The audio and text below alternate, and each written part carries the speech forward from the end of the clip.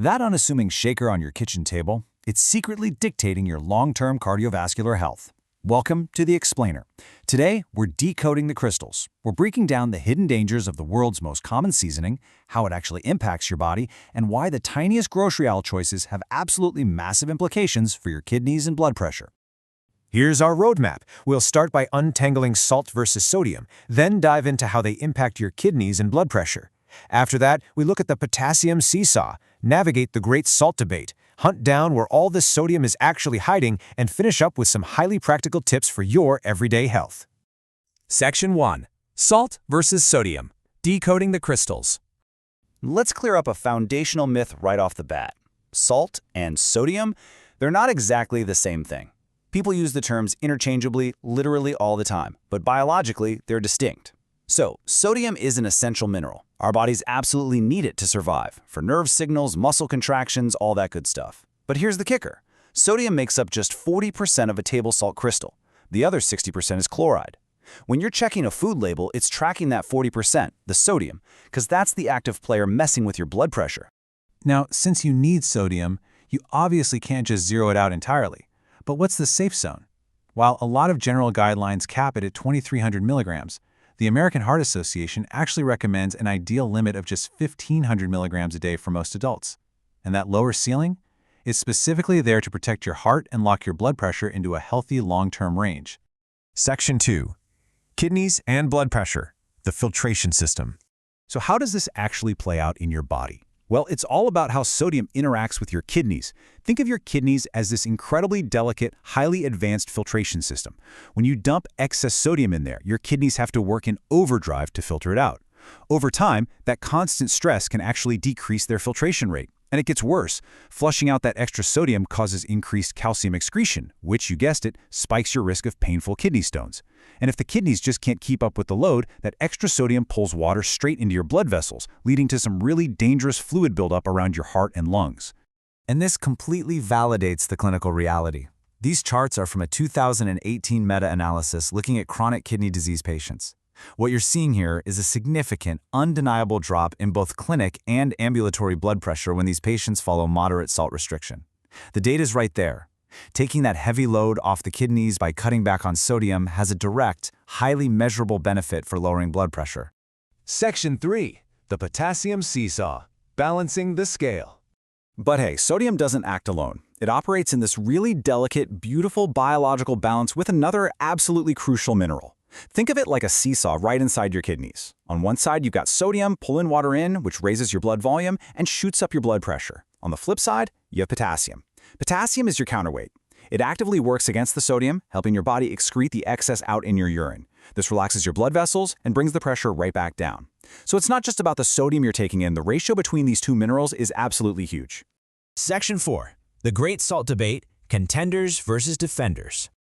All right, armed with that biological context, let's step into a surprisingly intense scientific controversy. On one side of the debate, some researchers are pushing what's known as the J-shaped curve theory. Basically, this suggests that while extreme high sodium is obviously bad news, severely restricting your salt to very low levels might actually backfire and cause other health risks. They point to studies hinting that dropping sodium too low could trigger insulin resistance or even raise LDL cholesterol, basically because the body starts panicking to conserve whatever sodium it has left. However, the overwhelming consensus from major global health organizations fiercely disputes this. Experts like Dr. Gregory Fink from the American Heart Association state definitively that decades of rigorous lab work have locked down dietary sodium's direct role in worsening hypertension. They argue that studies showing harm from low sodium are mostly flawed, that they're measuring sick individuals whose low sodium is just a symptom, not the cause. Now, we aren't here to pick a side, but it is crucial to understand that while scientists might debate the absolute lowest safe limit, pretty much everyone agrees the modern average intake is way, way too high. Section 5. Finding the hidden sodium. The supermarket stealth. So, if the overwhelming consensus is that we need to cut back, where on earth are we getting all this excess sodium? You might be shocked to hear this, but over 70% of your sodium intake isn't coming from the salt shaker on your dining table. It's totally stealthy, hidden deep inside processed, packaged, and restaurant foods. The food industry practically runs on sodium for preservation, texture, and flavor enhancement. Only about 15% is naturally occurring, and just 15% is what we actually add ourselves while cooking at home. Let's put that into perspective and see how crazy fast this adds up. Think about a completely normal day of eating. Let's say you grab a sausage, egg, and cheese breakfast sandwich. For lunch, maybe some canned vegetable soup with a few slices of deli turkey. Then for dinner, a simple side salad, but you use commercial ranch dressing. That incredibly average-sounding day can easily rocket you past 2,600 milligrams of sodium. Literally no way around it. You've blown completely past the AHA's 1,500 milligram limit, and you haven't even touched a salt shaker.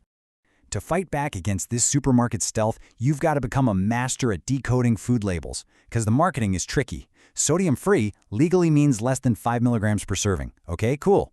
Very low sodium means less than 35 milligrams, but watch out for reduced sodium. That literally just means it has 25% less than the original product. So if the original was an absolute sodium bomb, the quote-unquote reduced version could still be a total disaster for your blood pressure.